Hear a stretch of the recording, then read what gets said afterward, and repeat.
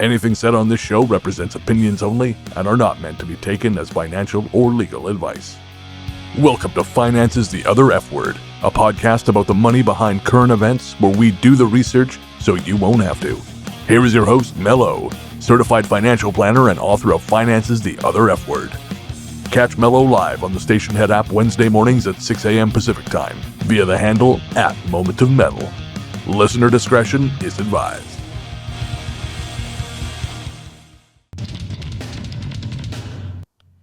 So good morning, everyone. That was My Name is Mud by Primus. And if you guys have never had the opportunity to see Primus, not my huge favorite band, but they are so tight when they play on stage. It's amazing, especially that part where they stop and start. And then I don't know. It's just, they're just an incredibly tight band. If you guys have never had the joy of seeing them yet, and you should. They are very, very good live, even though, again, it was a little too bizarre for me. My playlist is all over the place today, and today is a big day, you guys. Today is a really big day. So this is going to be a beefy episode, and my playlist is all over the place. I have a lot of new wave in here, and I'm just kind of all over the place because this is the day that the Trump tariffs go into effect. Now, we're going to be continuing our conversation about the Constitution as far as Amendments 15 through 21, but we have to talk about this, okay? Because as of the market's getting ready to open here in 25 minutes, and the stock market year to date, as of yesterday's close, is down 15.09%. Now, even if you're not an investor, the reason why you should care about that is because remember on the previous shows, I've said multiple times that the stock market is a leading indicator. And as the stock market goes, so does the economy follow. And so even if you're not specifically investing or day trading, this is a concern because this shows us that the overall sentiment of the economy is not very good. And even worse yet, and as Primus was playing, there's two articles that I've been reading this morning. One of them is out of the Wall Street Journal, and it's titled, Trump's Tariffs Put Fed Chair Powell in a No-Win Situation. Now, we got to touch on the Fed one more time again so you guys can just refresh your memory. The Fed lowers interest rates to stimulate the economy. So if they lower interest rates, that means that they want people to go buy things because they're cheaper to buy them, like car loans and washing machine loans and stuff like that. If in the event that the economy is running too hot, then they raise interest rates because they want people to pull back and stop spending money. Now, there are limits to what the Fed can do. Any bank, any federal bank in any country, whatever they can do, there's limits to it. And we saw this in Japan, where Japan for years had negative interest rates. And I've touched on that before, but I don't want to get too far in the weeds with the Fed because I've talked about it so much on the show. But I want to remind you that the Fed lowers interest rates to stimulate the economy. So think 2008, think COVID, and then they raise interest rates if the economy is doing so fucking good that they think that we're going to go off the rails because we're going to run too hot. But in between there, the whole Fed's purpose is to keep unemployment rates down and keep inflation at bay. That's their reason for being. However, and we're going to go through what the tariffs are that are going to be implemented today and what that could basically mean, just to get you guys up to date to what is happening at right this second. The biggest fear, though, is stagflation. Now, everybody is familiar with inflation, right? That is the price of goods and services going up. And stagflation is a stagnant economy that still has inflation and also has high unemployment. So let me say that again. Stagflation is a stagnant economy that still has inflation and high unemployment. And the reason why this is such a big deal is because it's the two things that the Fed is designed to fight: inflation and high unemployment. And if the federal government is put into a situation where it cannot right size the economy, this could be really bad. And the economists have already said that we are closer to a recession. And I know I've been saying that for years because the economists have been saying that for years, to be fair. But now they are really sounding the alarms. Some of the largest business owners, according to the Wall Street Journal, are already saying that we are in a recession, but we will see, because remember, GDP is what actually, that per the definition, tells us if we are in a recession. So we will see, but that is a lagging indicator, meaning by the time it tells us we're in a recession, that means we've already been in a recession.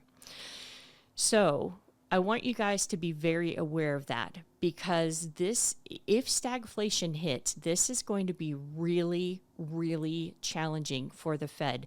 And we already had the Trump administration saying that they wanted to take over the Federal Reserves, which I touched on months and months ago would be so disastrous, because the Federal Reserve is nonpartisan and it is looking at the economics of the system, not of a partisan agenda in an administration. And you do not want any administration, Republican or Democrat, to have control over the Fed. That is so unfucking believably dangerous. I can't even express it. All right. But let's talk about today of what could be teeing us up for stagflation. So effective today, and I skimmed the articles before I went live here to make sure that Donald Trump has not backpedaled on any of them. And as the time of this recording, which is 6:10 a.m. Pacific time, it does not look like he has. So going into effect today, China, an additional 34% tariff, resulting in a 54% tariff on Chinese imports, not including, remember, last June, Joe Biden increased the tariffs on electronic vehicles from China to 100%. If you remember, I covered that. So again, everybody does tariffs, but nobody's weaponized tariffs in the way that the Trump administration has.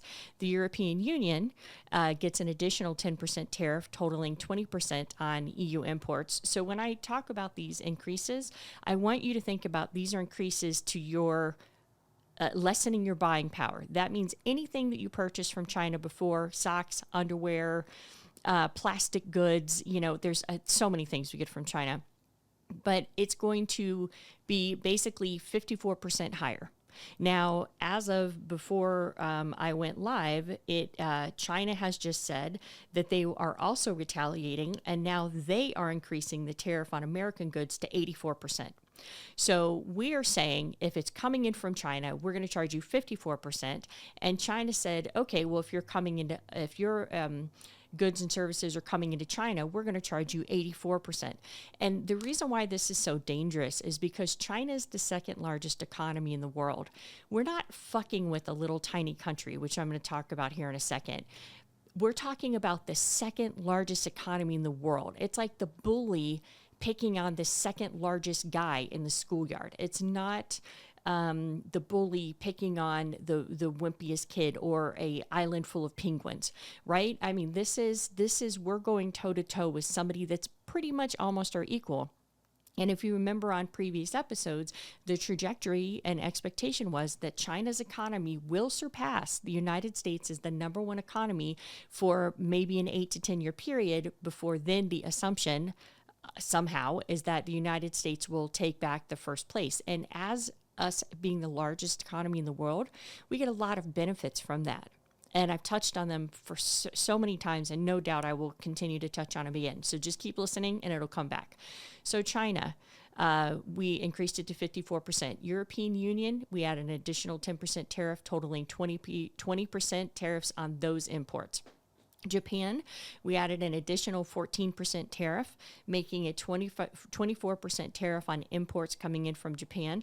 And if you don't know where the stuff you're buying is from, I guarantee you're buying stuff from all these people. And this is going to really start hitting your grocery cart. This is really going to start hitting your buying power. And this is where the very first wave of stagflation starts showing its head. And this is why this is a very high alert time. South Korea, an additional 15%, resulting in a total 25% tariff. India, And we're gonna talk about what companies or countries were screwing us. Okay, so I am gonna get to that. South Korea, we added an additional 15% tariff, resulting in a 25% total tariff on South Korean imports. India, an additional 16% tariff, totaling 26 tariffs. Percent tariffs on Indian imports. Oh my God, it's early, you guys. Taiwan, we added an additional, all of this going into effect today. Taiwan, an additional 22% tariff, leading to a 32% total tariff on Taiwan products. Vietnam, we added an additional 36% tariff, resulting in a 46% total tariff on Vietnamese imports. Thailand, we added a 26%, bringing that total to 36% on Thai imports. Israel, an additional 7% tariff, totaling 17% tariff on Israel imports into the United States. Indonesia, an additional 22% tariff, resulting in a 32% total tariff on Indonesian imports. Malaysia, an additional 14% tariff, bringing that total to 24% tariff on Malaysian imports. The Philippines, we added an additional 8% tariff, totaling 18% tariff on Philippine imports. Pakistan, we added an additional 20% tariff, resulting in a total 30% tariff on Pakistani imports. Bang, I'm almost done. We got like 10 more. Bangladesh, an additional 28% tariff, bringing the total to 38% on Bangladesh imports. South Africa, an additional 21% tariff, totaling 31% tariff on South African imports.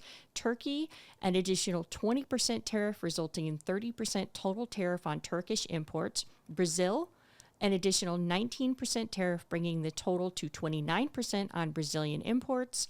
Argentina, an additional 11% tariff, totaling 21% on their imports. Australia, an additional 6% tariff, resulting in a 16% total tariff on Australian imports. New Zealand, an additional 6% tariff, bringing that total to 16% on New Zealand imports. Norway, an additional 6% tariff, totaling a 6% tariff increase, totaling 16% on Norwegian imports. Switzerland, an additional 22% tariff, resulting in a 32% total tariff on Swiss imports. And on the United Kingdom, an additional 10, oh my God, this is my last one too. This is a long list, you guys. An additional 10% tariff on the United Kingdom, bringing that total to 20% on UK imports. That's today. This is D-Day. Now, I wanted to ask, and I wanted to see, like, have we really been getting screwed, right? And we've touched on so many times. We've touched on China and the fact that they basically steal our intellectual property, which is all true. And we've talked about how that they subsidize their sectors in order to make them more competitive with the United States, which the United States doesn't like, but we do the same fucking thing. So you're both wrong, or you're both right, depending on how you look at it. And so I wanted to look at the averages very, very quickly. So on China, barring this article that I just told you that said that they are retaliating to 84% tariffs, the average tariff was 20 to 25%, and we get a lot of our and this will affect our exports, specifically, motherfucker, in agriculture products, cars, machinery, and tech products. The European Union was around 11 to 15%. This is of our goods going to their country. In India, backwards. This was roughly what the European Union charged our exports leaving our country to come into their country. They charged tariffs of about 11 to 15% on the European Union, and India about 30%. And so when we're looking at this, it's important to know that there are countries out there that we do have a massive trade imbalance with. And so the Trump administration is not wrong in that aspect. However, instead of focusing on ways to target specifically those countries, he's nuclear bombed it, where it's like, we're going to blast everybody. And to be fair, China has been fucking us. China has been fucking us on our imports into China. They have been putting tariffs on it. Now, the thing is that this could also be looked at as country protectionism, right? So protectionism, where you're just trying to get people to buy the shit from your country, which is what Trump's trying to do, except he lacks the fundamental understanding of how economics work. And so the thing is that he doesn't understand that when you do this nuclear bomb, we don't have the ability in the United States to make everything we need. And even if we used to make it, obviously it wasn't cost effective for us to make it. That's why we buy it from other people. That's how you have more money in your pocketbook. That's how you have more money for your kids' savings. That's how you have more money in your savings account to get a house, is that you have access to the cheapest and most effective goods and services. That's one of the fundamentals of economics. And so China was fucking us. India was really fucking us. India was really, really fucking us as far as how much they charged on their imports versus how much we charged on things they exported that came into our country's imports. So exports are things we send out, and imports are things we bring in, and then those words change depending on what country you're talking about. So our exports to China are their imports, right? And Brazil was also fucking us. Japan was not fucking us, but Japan was higher. Their tariffs on our goods was higher than what we were implementing on them, to be fair. But also that is more of a protectionist action. South Korea was also substantially higher than what the United States was. But the thing is that when you do something like this, and you don't have the understanding of how what you do affects the economy and affects your people in the economy, then what ends up happening is that you can have stagflation.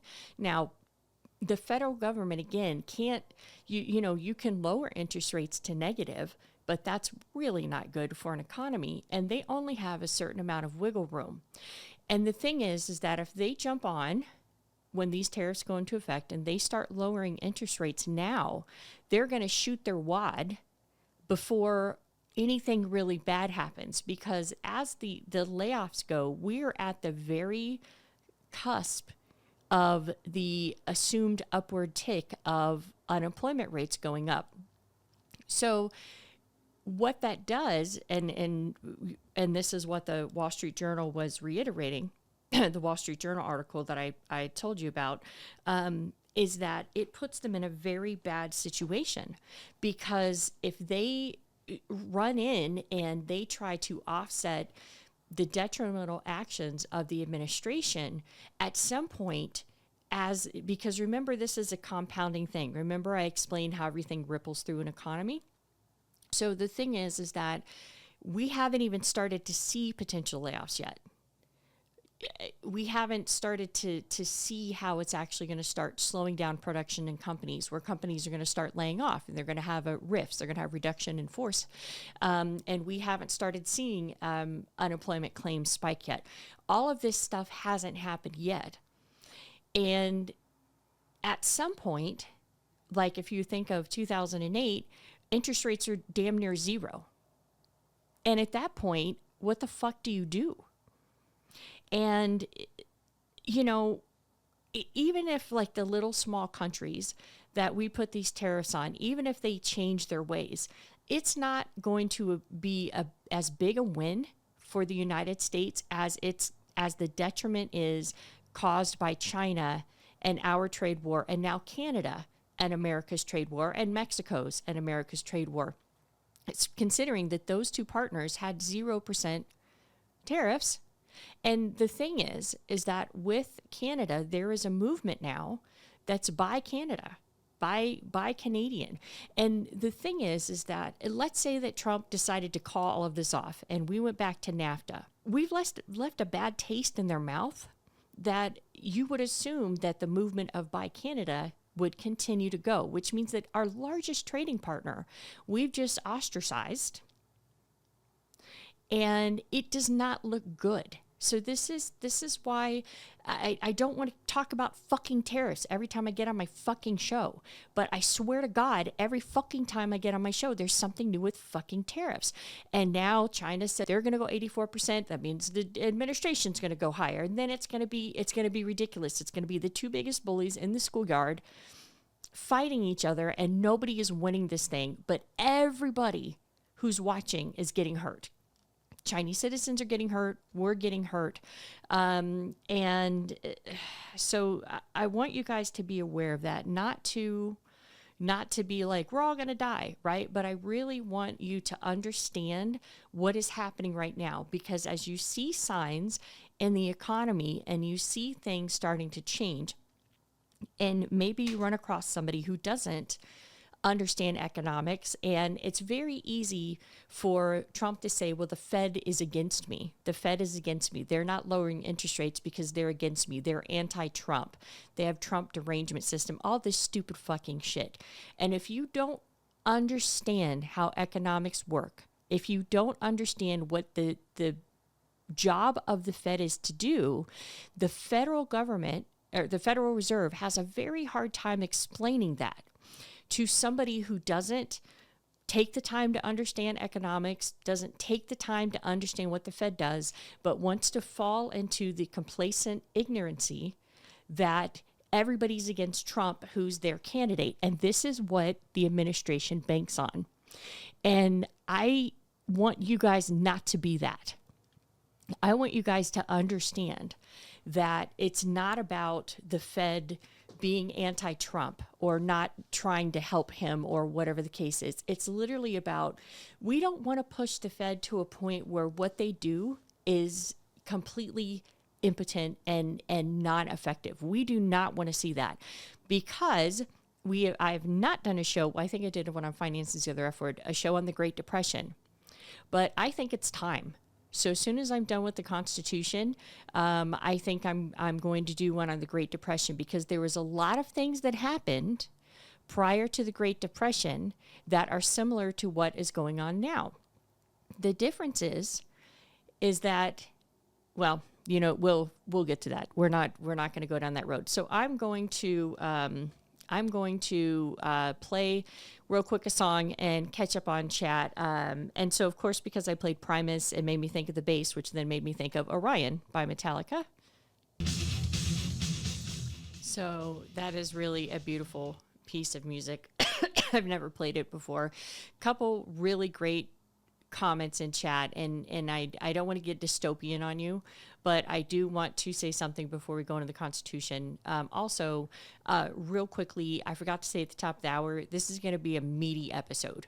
So if you got to go or you're tired of hearing me babble on, then, you know, hopefully I'll catch you around next time. But I just want to set the precedent now that there's a lot of information here, but it's good stuff, you guys. It's good stuff you should know. Gramufabit says America's economic plan lick asses of oligarchs and set up free cities run by corporation, i.e. dark enlightenment. Okay, so I'm going to come back to that, because there was something that, that's what it was. I was like, what the fuck was it I was going to say? One of the things that happens is, and we've seen this through many administrations, is that there is poor administrative policy that comes out of the White House that damages very specifically a certain sector, farming, agriculture, okay? And what ends up happening, instead of going, wow, these, you know, tariffs or whatever are a really bad deal, what they end up doing is they end up subsidizing the sectors. And so we will probably see some type of bailout coming through the farming sector, for the administration to make up for the tariffs that they implemented that hurt the farmers in the first place, which is just throwing bad money after bad money, right? It's not even good money. It's bad money after bad money. That's a concern. So be on the lookout for that. That's the first thing. Number two, what we see with I did a whole episode years ago in Trump's first term on the post office and how it was ran, how it was subsidized, how they were able to keep everything cheap, and now we know the administration tried to do a power grab last time, and now they're trying to do it again, where they're trying to privatize the United States Postal Service. But what happens constantly is that there is something that's public, and then they privatize it, and then the government years later ends up bailing out the private industry. So think banks, right? Think of any sector that at any time was under government control, that they said this is the best thing to do is to take it private. They take it private, and inevitably the motherfuckers end up bailing out the private industries that were once public and fine, and then they bail them out. Then you got greed, you got stockholder greed. There's a whole bunch of other things that come into play. Also, another great comment, CPL said they're wrong because it doesn't account for services where we have a huge surplus, half of the picture. That's correct. And what do I tell you guys all the time is that when you're looking at raising revenue or cutting taxes, you're doing the same thing, right? You're two sides of the same coin. I mean, you have to. There's a balance which is very hard to strike for any administration, and I get that part. But a lot of this stuff, if you're only, and here I go back with my bridge analogy, they're building a bridge right by my house. The thing is that if the bridge was unnecessary, yes, it created, which it didn't create jobs, but there's people working on it, but that money could have been spent somewhere else that would have created jobs in a different sector, or would have been better spent than on a useless bridge. This is what I'm talking about as far as seeing both sides of the coin, and CPL hits it perfectly, because we do have trade surpluses with certain countries. And so I don't know what the logic is of the administration, but we can't snap our fingers and start producing everything that we import. We just can't do it. But the biggest hurt, yes, it's going to affect all of our wallets, but the biggest hurt is going to be to our sectors, agriculture, who export out from the United States to all of these other countries. Because, and I've told you guys before, manufacturing sector gets hit really bad too. Because if they're manufacturing shit to send overseas and nobody wants our shit, or it's so expensive that nobody is buying it, then it's going to hurt that sector, which means that jobs are going to be lost. That one. You see what I'm saying? So this is important. So let's get to the Constitution, and this hopefully I can move you guys through this. But today it seems like all of my shows are like on a D-Day of some sort. Like Wednesday seems to be the day that administrations have the biggest hard on to fuck things up. And as Orion was playing, I was looking at the market because it had just opened. And actually, the market is slightly up. The S&P is up by 0.40% currently at the time that I'm reading this to you.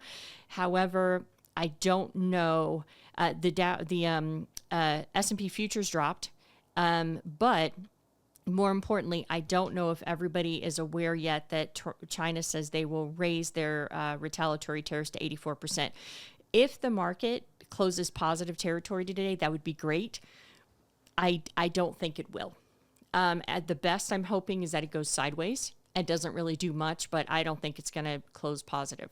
So the 15th Amendment. So we are doing amendments 15 through 21 today. The 15th Amendment is Section 1 says the right of citizens of the United States to vote shall not be denied or abridged by the United States or by any state on account of race, color, or previous condition of servitude. Section 2 of that amendment, the Congress shall have power to enforce this article by appropriate legislation.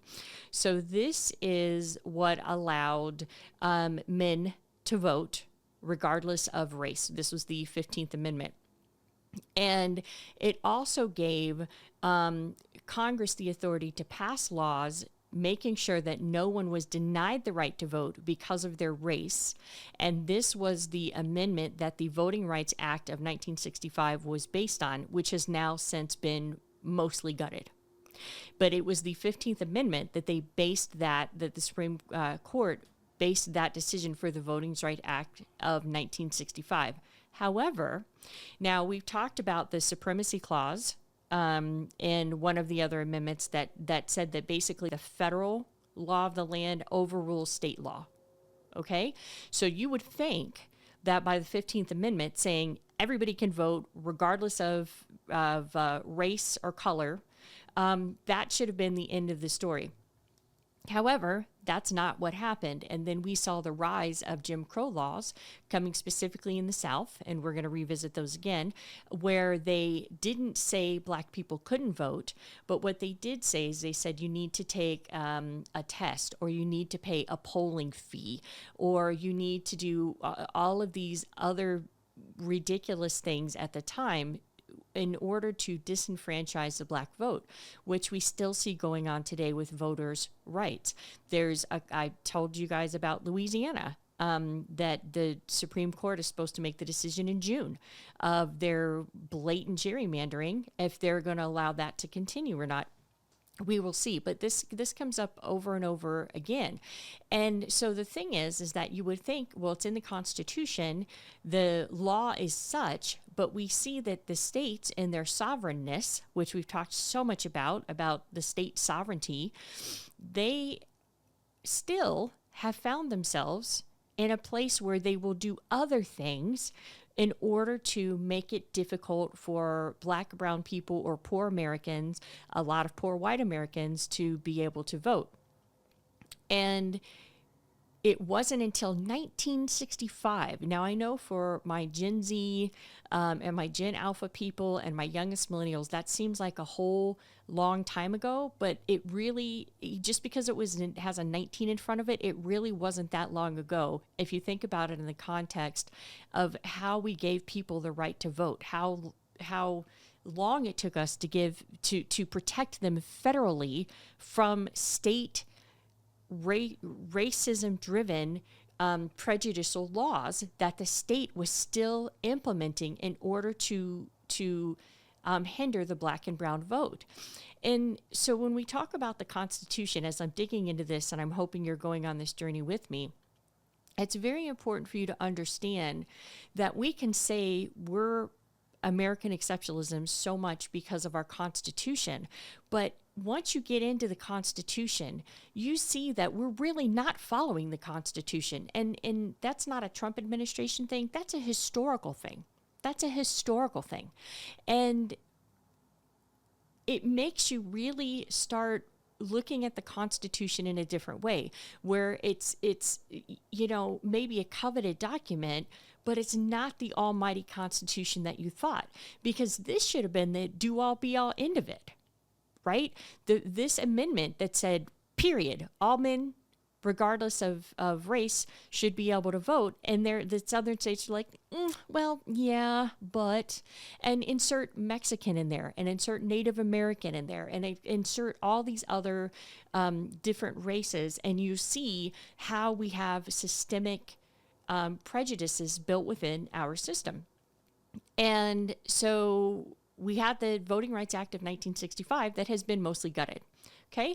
Now, the thing that's very curious is that the 15th Amendment and gerrymandering. So gerrymandering is where you either pack districts in order to amplify the voting power of a certain race, or you crack up a district in order to dilute their power. And so it can be either version of that. They can pack it or crack it depending on what they're trying to do. So it's not like one thing does one thing all the time. It depends on the circumstances.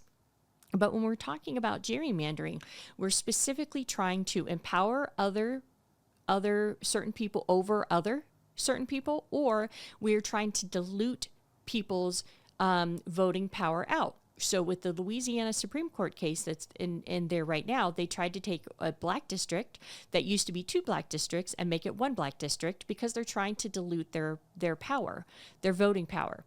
And so now it's before the Supreme Court to find out if they're going to allow Louisiana to do that, or if they're going to make them revert back into their 2 districts. And gerrymandering happens all the time, but it happens more in the South.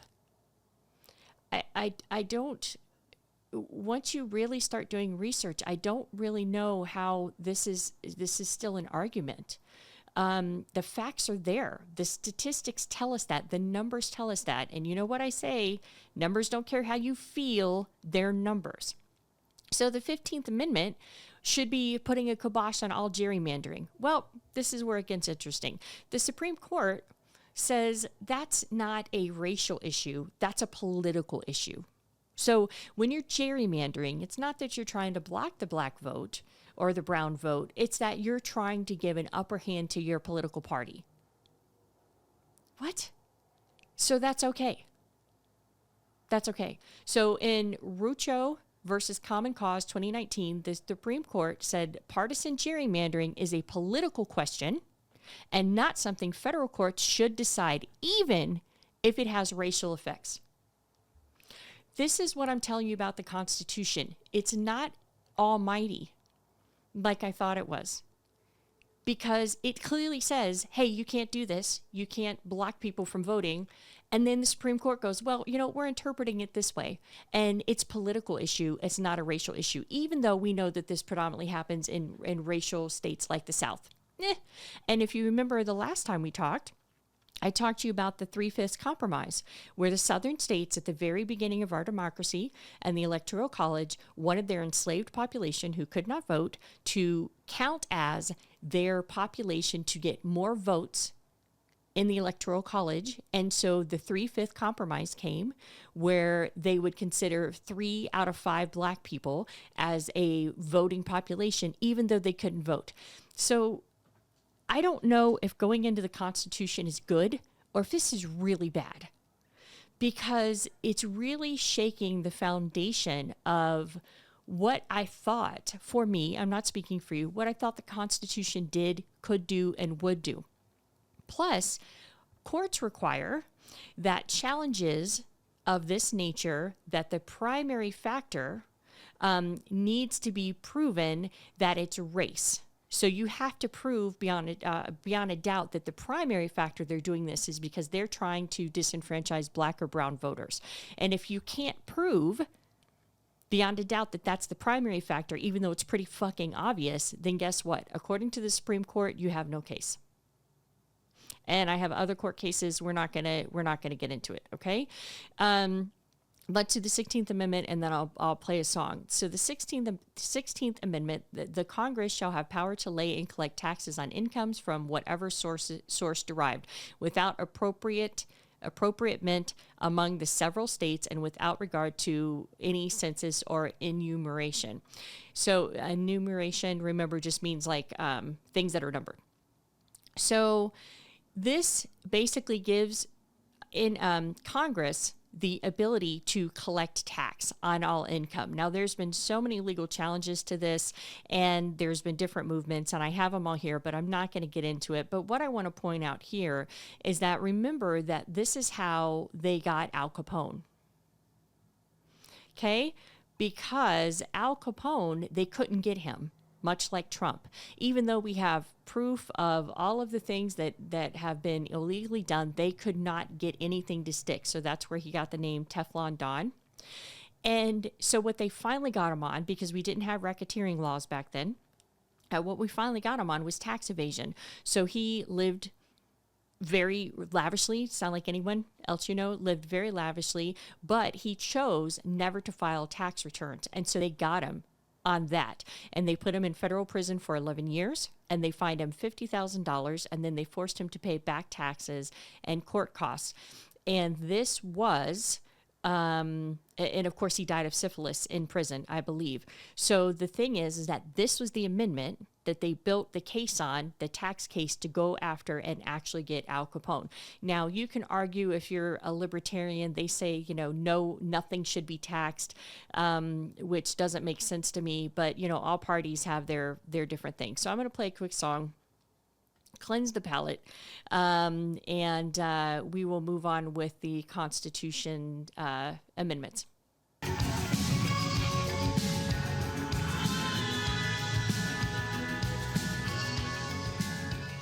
So How Soon Is Now by the Smiths. That is one of the songs that I can just put on repeat, and it sounds amazing in headphones. If you guys have never listened to it, I'm sitting here, and the do you know that part? You know what I'm talking about. I don't even know how to describe it, but it bounces in between your headphones. It's really fucking cool. It's almost like an audible massage. It's fucking awesome. So, no triggering anybody. We're talking about the Constitution and its importance. And we will be talking about women's right to vote in one of the amendments that we're going to be covering here in a minute. But let's talk about the 17th Amendment. Some of these amendments I can't read. So for those of you who are just joining me, at the top of the hour, we talked about all of the different tariffs that are going into effect today, and that there is a article out that says that China is going to raise their tariffs on our imports to 84%, which of course means we're going to retaliate again. And at some point, we're just going to be, like, remember those cartoons where it's like somebody grabs a slingshot and then somebody grabs a stick and then somebody grabs a knife and then somebody grabs a small gun, then somebody grabs a bigger gun, and then they just show as they pull out from the world, and then each of the cartoon characters have a bigger and bigger and bigger gun. That's really what's happening right now. And I also talked about the concern of the potential rise of stagflation. So if you decide that you want to hear that, it'll be on recording, but this episode will also be on my podcast, Finances, the Other F Word. It will be episode 440, I think, something like that, damn near close to it. So we are covering the amendments in the Constitution because I don't know what's in the Constitution. I've never had to read it. I've never chosen to read it, or chose to read it. And now I'm like, I think it's a good time for me to know what the fuck is in here. So the 17th Amendment today is amendments 15 through 21. The 17th Amendment, it's kind of long, but not too long. So it says, the Senate of the United States shall be composed of 2 senators from each state elected by the people thereof for 6 years, and each senator shall have 1 vote. The electors in each state shall have the qualifications requisite. You know what? That's some old ass word. I don't even know how to pronounce that. You can read it for yourself. It's in the 17th Amendment, or you can drop in the phonetic saying for me. I don't know. Qualifications for electors of the most numerous branch of the state legislators. When vacancies happen in the representation of any state in the Senate, the executive authority of such state shall issue writs of election to fill such vacancies, provided that the legislature of the state may empower the executive, therefore, to make temporary appointments until the people fill the vacancy by election, as the legislature may direct. This amendment shall not be so construed as to affect the election or term of any senator chosen before it becomes valid as part of the Constitution. What the fuck does that mean? All of that is to say that if a Senate seat becomes vacant, then depending on the sovereignty of the state, the laws of the state, the governor can either appoint somebody to fill that vacancy until the next election, or they can force a special election. So what we've seen a couple big cases. So the and again, why do I always pick the fucking cases with names I can't pronounce? Blagojevich case. So this is after President Obama, when he was elected in 2008, the Illinois, oh my God, Mel, sweet baby Jesus. Too many fucking words. The Illinois governor, Rod Blagojevich, was caught on tape trying to sell Obama's vacant Senate seat. So the Constitution is like, hey, you guys kind of do what you want to do under the assumption that everybody's going to play right.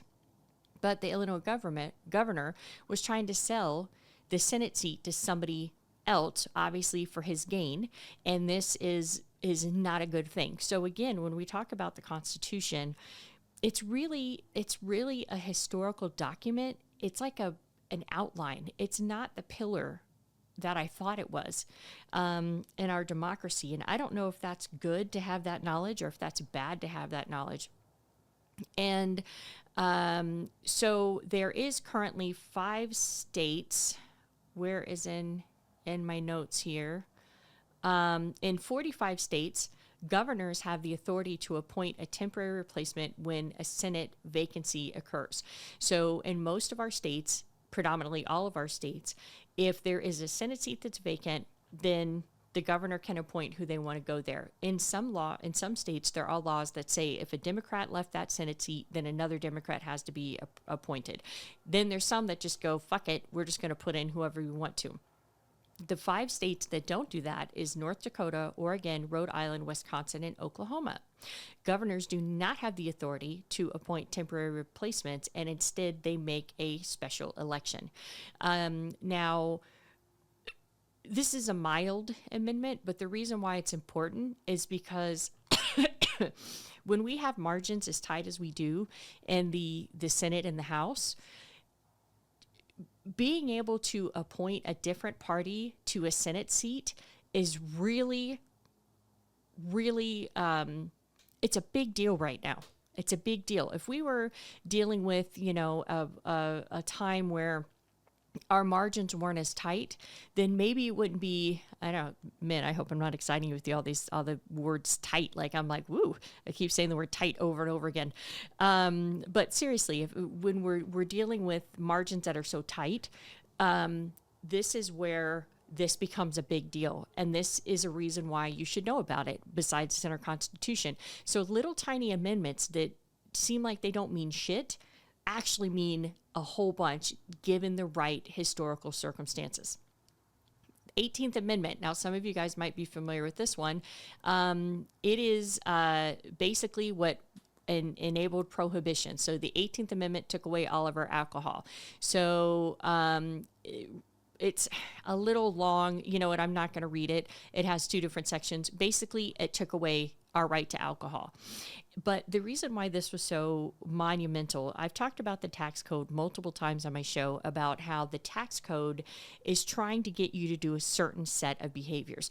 They want people to have babies and they want them to be married, because they feel it makes the economy more stable. So therefore they give you tax breaks as a married couple. They are using the tax laws to change how you conduct your life. Now, you can still be doing it single like me, but you're paying for it, which I am. Okay. But I'd still rather be single. And the 18th Amendment was the first amendment that basically said you can't do something you want to do. Right? You want to drink alcohol. Therefore, but we're saying it's bad for you, so we're going to take it away. This is the first time we've seen this in the Constitution. So this is a really huge deal. And it was a moral call. It was a moral high ground that the government at that time decided to put into the Constitution. And, granted, there was most of the people who made that happen was white women. And, they were tired of, a lot of them were getting their asses kicked by their abusive drunk husbands. And there was this moral high ground, and it actually went through. And so we see prohibition, which actually raised Al Capone, which was actually taken down by the prior amendment that I just told you about, where he didn't pay taxes. So this whole thing everything's connected. And of course, it led to the rise of organized crime. And it allowed this amendment, besides taking away our right to drink alcohol, it led to a significant increase of an expansion of the IRS, the FBI, and the Coast Guard. And see, that's one of the things that when we have amendments like this, like if you just go, the 18th Amendment took away our right to drink alcohol. Well, yes, but it also, under the guise of that amendment, it allowed us to expand the reaches of the IRS, FBI, and Coast Guard. Now, is that government overreach? Maybe, maybe not. We don't know all the data they have on us, and that's not including all the data that we hand away on social media. And of course, there was a huge backlash, and it was basically null and void from the very last amendment we'll talk about, which is the 21st. But 18th Amendment, they tried to legislate your morality, and they literally put in the Constitution what they feel was the moral right, and they impressed it upon us. That was the first time that's ever happened, and this is a really big deal. And one of the things that I found interesting is that I thought when an amendment was overruled that it disappeared. And this is where I want you guys to look at the Constitution in a new way. The Constitution is not the lay of the land that we thought it was. The Constitution is a historical document. And it is designed to keep a tally of how different things have been interpreted, how different Supreme Court justices who are appointed by partisan parties, Republican or Democrats, they put them up for nomination, and if one party has the control in both houses, both the House and the Senate, then 9 times out of 10 they are elected. And then what happens is throughout history, we see Supreme Courts lean further left or lean further right. With the appointment of 3 additional Supreme Court justices last time Trump was in office, we have a right-leaning Supreme Court. And the reason why that's important is because it all comes down to these interpretations and how they can interpret the Constitution to put restrictions on you. And the amendment is not erased. The amendment is still there. It was just overruled by the 21st Amendment because the Constitution is a historical document.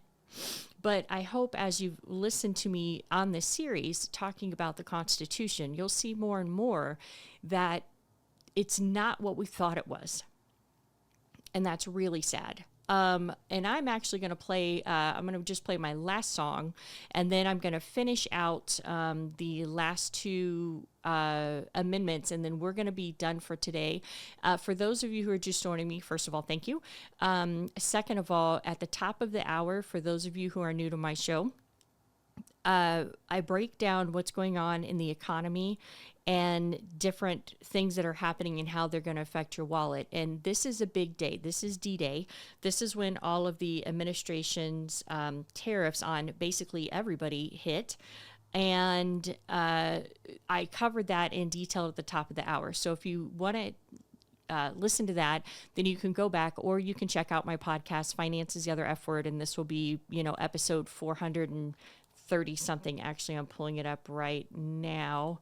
It'll be 430 something episode. I've been on for a really long time, and 428. It'll be episode 428. Where we will be talking about this. So let me play my last song, and then I'm going to start wrapping up here. I got another 10 to 15 minutes, and I really appreciate you guys hanging out with me. I know that this is not the normal subjects, but I think it's really important that we understand kind of what's happening, because stagflation, as I covered at the top of the hour, this is very dangerous if this happens. This is not going to be good for any of us. So for CPL, here is Whisper to a Scream. So Spice joined the show, and one of the things that was mentioned is funny how we won't put tariffs on Russia. Now, there was different administrations that we've obviously done. We've financially punished Russia for attacking Ukraine, and I've covered that multiple times on my show. But in that long list that I read at the top of the hour, which literally was a page and a half on my notes of all of the tariffs that we are implementing, Russia was not on that list. So, and I don't even know why I didn't touch on that, but I'm so glad that Spice did, because I'm like, oh yeah, no fucking shit. So, for those of you who, like I said, are just joining me, we're going through the amendments of the Constitution. I'm going to be wrapping this up. I'll be back next Wednesday, depending on how my work schedule is, to hopefully close out the amendments. And then we need to go to the Bill of Rights. Then we need to go what the Constitution says. But the amendments are the biggest thing, because they are the track record of over time how we've tried to modify the Constitution to fit our modern needs. All right. So the 19th Amendment, this is giving women the right to vote, but we're going to talk a little bit about this. So the 19th Amendment, the right of citizens of the United States to vote shall not be denied or abridged by the United States or by any state on account of sex. Okay, Congress shall have the power to enforce this article by appropriate legislation. Again, remember that I think it was the very first show on the Constitution, the amendments I did. I talked about the Supremacy Clause, which said that federal law overrides state law. That's the reason why when Roe versus Wade got overturned, we saw states immediately come and decide to make abortion illegal. And so this is saying, hey, you can't make it so women can't vote. But much like we saw with I believe it was the 15th Amendment, they're all blurring now, that gave the right for all men of color to vote, we saw that the states implemented different laws within their state to disenfranchise or to try to prevent Black and brown people from voting. Well, the 19th Amendment for women is no different. So the 15th Amendment gave men the right to vote, but not us. And then the 19th Amendment said women could vote. However, just like we saw the rise of Jim Crow laws preventing Black men from voting, we see this happening with the 19th Amendment. And by the way, something very interesting I uncovered that I can't believe that I didn't touch on, but I thought this was so interesting. Out of the 15th Amendment, we've all heard the term grandfather clause, right? And so on the 15th Amendment, one of the things that were part of Jim Crow laws was that you were able to vote if your grandfather had been able to vote. So basically, you were thus grandfathered in, which means that it still it made the states look like, oh, we're not really trying to prevent people from voting. Look, we gave this ability for somebody to be grandfathered in. However, when you're talking about southern states who have a long history of slavery, their grandfathers weren't free. Thus, they still weren't grandfathered in, which means they still had to pay poll taxes or poll fees, and they still had to pass literacy tests. They still had to do all this other shit. And we're not even going to talk about literacy with slaves, and we're not going to go there today. But the 19th Amendment did the same thing to women, because what we saw was that really it meant white women could vote. So the 19th Amendment and women's suffrage gave women, predominantly white women, the right to vote. Native American women could not vote because they were not considered United States citizens. Okay, so we could do a whole economic impact show on how we fucked Native Americans, but that's not what we're talking about right now. And so what we see is that there was the same type of thing that happened when Asian women or African American women, Latina women, when they would try to go vote, they would face discriminatory laws from the state level. And who were the predominant states putting on these laws? You guessed it, the most racist states that we have within our United States.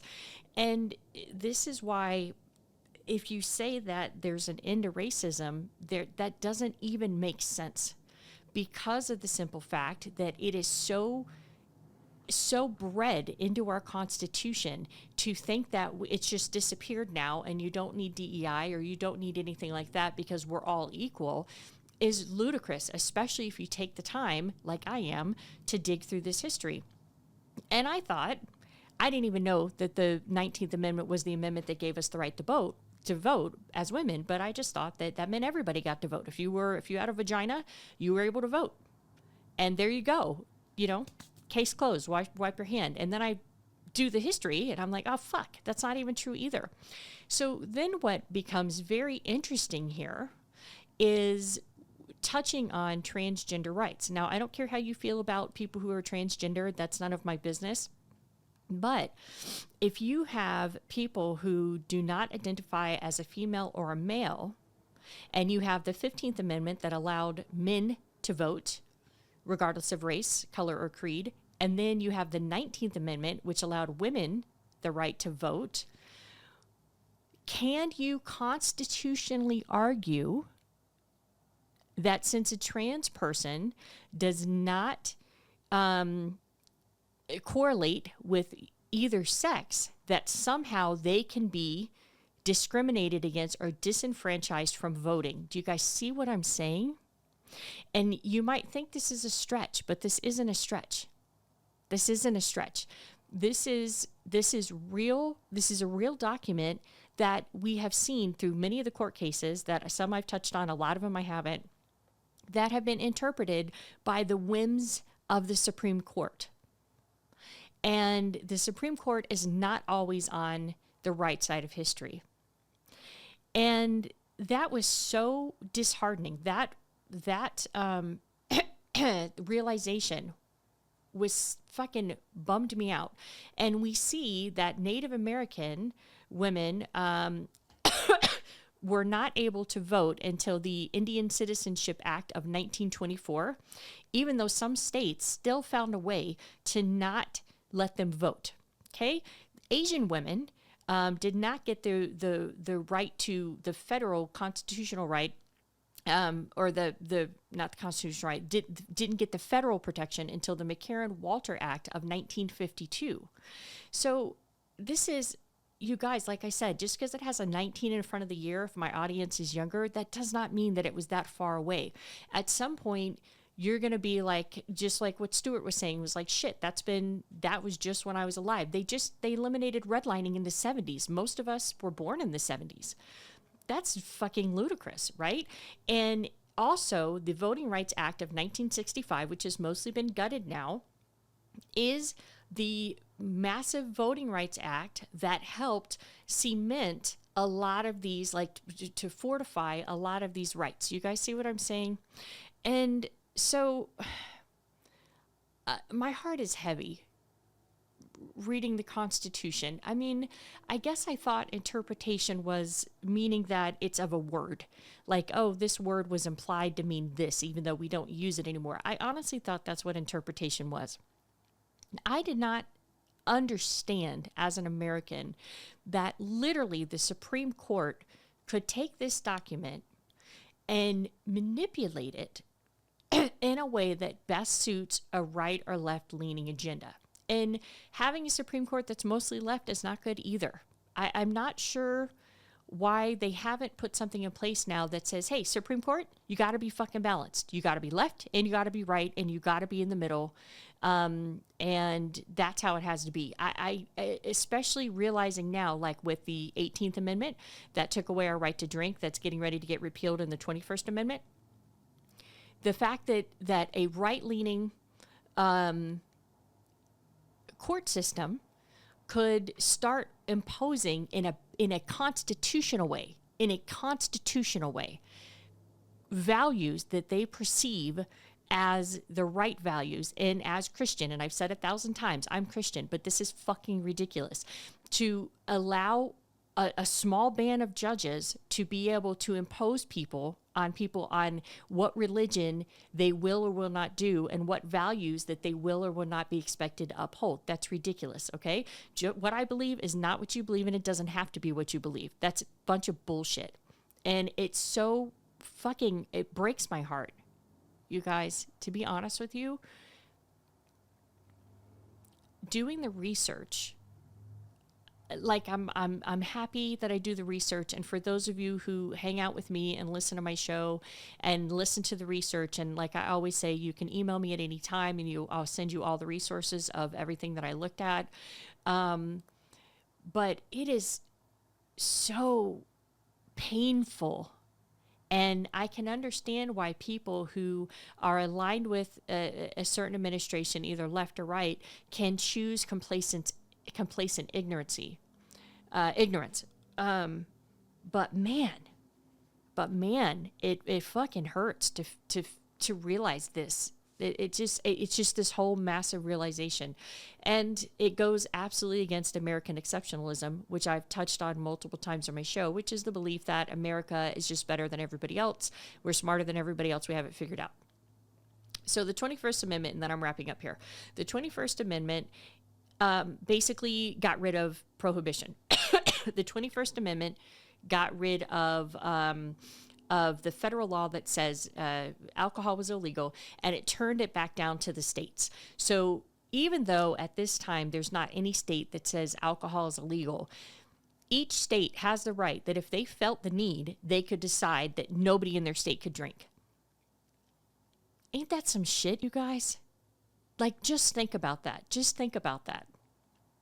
Your state elected officials could decide that you can't drink alcohol. Do you not feel violated? And this is why the 18th Amendment was such a landmark, because it basically implemented morality in the Constitution. And now it's up to the states. And so you'll see that, like, if you go to Utah, they used to have different percentages of alcohols for the same, like if you buy a Bud here or you buy a Bud, Weiser in Utah, it would be different. I remember I used to drink, when I could drink Italian margaritas from Olive Garden all the time. They're fucking delicious. They come with a shot of amaretto on the side. You can take it or you can dump it in, and it's delicious. And I was in Utah on a business trip. I ordered an Italian margarita at the Olive Garden, and they brought me out a margarita. And I said, no, this isn't what I want. I said, it has a shot of amaretto. So they go back to the bartender. She comes back and she goes, in the state of Utah, you cannot serve a shot next to a drink. So she said, we can put a shot of amaretto in it, but we can't serve you the margarita and then a shot of amaretto on the side. So you couldn't get a beer and a shot, right? It would have to be one alcoholic beverage. So literally they took it back and they dumped a shot of amaretto in it and they brought me back my margarita. Those are the laws that we're talking about. And this is the reason why we still have dry counties where they won't let you drink. But if you're not going to be moved by anything I say, be moved by this, because this is literally putting in the state's hand, in their sovereignty, that they can decide that you cannot consume alcohol. One of the other things that I want to bring up that's very important is when I talked about the 18th Amendment, which was the one where we ended up having prohibition, where nobody could drink. Remember what I told you? That under that amendment, there was massive expansion to the IRS, the FBI, and the Coast Guard to enforce these anti-liquor laws. Well, when the 21st Amendment came around and we said, fuck prohibition, we're not doing that shit anymore, right? They didn't go back into the IRS and the FBI, and they didn't take away any of those empowerments that they had. And this is what we see constantly happens with documents like the Constitution or any government entity. Even though the big thing was prohibition and we overturned it and now everybody can get fucked up again, the thing that we don't see is that everything that was put in place under the guise of that amendment, that is still there in place. And this was part of the Patriot Act that I've talked about before that happened after 9/11. And that's going to be a conversation for another day. So today we have just went through amendments 15 through 15 through 21. We're going to continue the amendments next time, hopefully be able to close out this. Then we will go into the Bill of Rights. But it's important for us to understand what's going on in the Constitution, because if we're a country based on the Constitution, we should really know what the fuck we can and cannot do. And just as a side note, you know what? I'm not going to say that. I'm not going to say that. I'm going to save that for some other time. Let's see. I think that's it. I'm just trying to catch up on chat. I'm just scrolling really, really fast. Hey, Daz. I don't think have I seen you in here before? Thank you for coming by.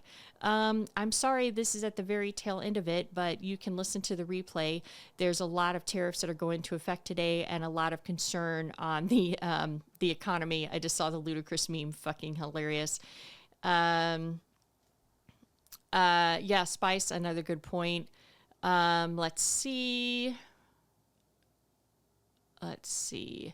Yep, talking about different people weighing in on religion and if it should be mandated. And I absolutely don't think it should be mandated. Absolutely not. I don't think any system of religion should be mandated. I think that even though which I uncovered in the last episode, is that the separation of church and state is not in the Constitution, but it is implied. It is implied under, I believe it is the First Amendment, which is the basically freedom of speech. So let's see. Okay, lots of comments, lots of memes, which are wonderful. Okay, all right. With that, I am done, you guys, for today. I will be back next Wednesday. For those of you who join me late, I usually go on at 6 a.m. Pacific time. I really hope to see you here. We also had a lot of great book recommendations that were dropped in chat. And I can never catch them all, but it just shows you how smart my audience is. and snarky, smart and snarky. But I will be back next Wednesday at 6 a.m. Pacific time. And I appreciate you guys so much for hanging out with me. And with that, Finance is the Other F Word, my podcast. And Station Head, I am out this bitch. Thanks for listening. Please like, review, and subscribe wherever you get your podcasts.